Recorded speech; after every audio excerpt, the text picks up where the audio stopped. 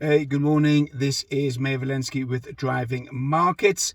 Driving while talking about markets. At the moment, I'm stationary, just saying anyone has any comments, so don't get overexcited. Right, anything said in this piece is for media publication only. It's not advice, not investment advice. Let's kick off. So yesterday, the minutes of the Federal Reserve Federal Open Market Committee, the minutes from the 1st of November and the 2nd of November, the meeting that they had regarding the economy and interest and inflation indicated that they're going to reduce the size of future interest rate rises. Reduce the size means instead of raising interest rates by 0.75% or 75 basis points, they're going to probably increase interest rates in December by 50 basis points.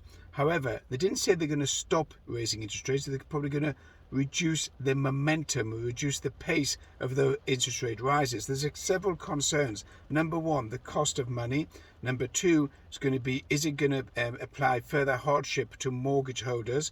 Is it going to increase the number of loans or the cost of loans to businesses and to enterprises, and therefore could cause a recession? So now the Federal Reserve and the central banks are very much focused on too much of an impact on interest rates that could damage the overall health of the economy and push the economy into recession. Push the economy into recession is worse than having high inflation as far as they're concerned, and obviously as far as the household's concerned, into recession. Then what happens then is there's lots of layoffs, unemployment, further hardship, etc. So it looks like interest rates, the cycle of interest rates or the pace of interest rates is going to slow down as far as the US is concerned. That's already been indicated by the UK when they mentioned last month at the Bank of England MPC meeting, the Monetary Policy Committee meeting, that they were going to cap, or they're going to reduce the level of increases in interest rates, and that sent the pound down last month.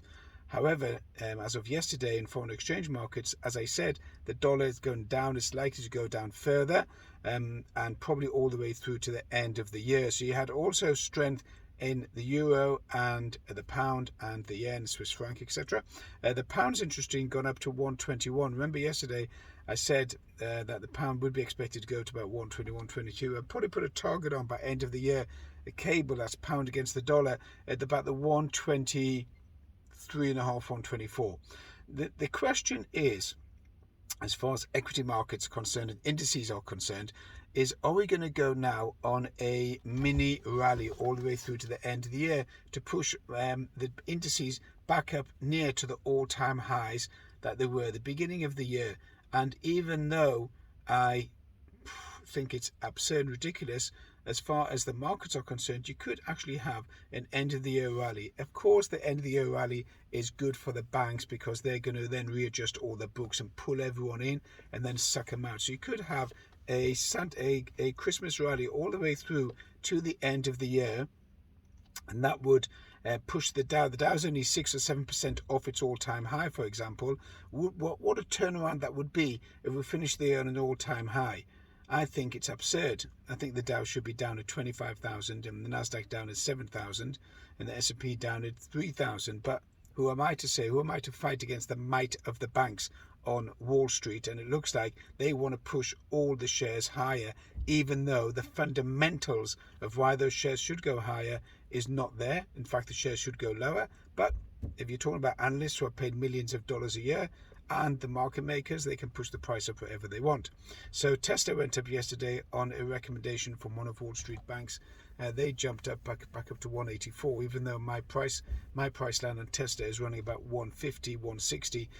I do believe this is all a complete and utter bear rally. I think that what's going to happen is everyone's going to be sucked in and then spat out, and I think the markets are going to turn.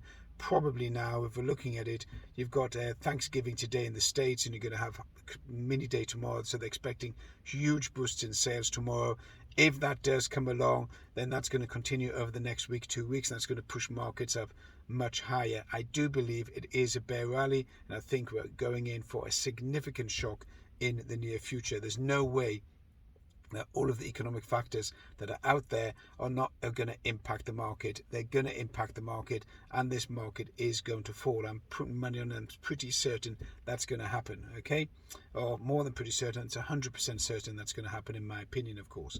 Now, moving on to cryptos, which has always been a big topic for the last few weeks. Bitcoin is struggling. It's got up to 16,500, but it's not a buy at these levels. It looks like a feeling as though it's going to go lower, and it's following up the other high risk assets. So as other equity markets move up and high risk assets move up, then Bitcoin is going to move up. The Nasdaq's going to benefit significantly from a lower pace of increase in interest rates because they totally depend on loans, as said earlier on.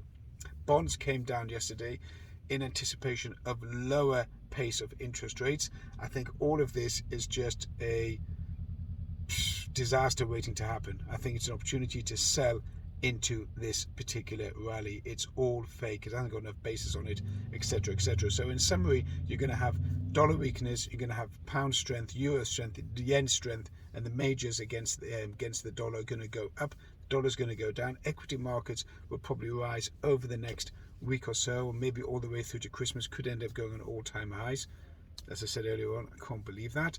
And Bitcoin is going to go down. That's my opinion. Okay, this is May Valensky with Driving Markets. You can subscribe, go onto Instagram, pass comments. Have a good day.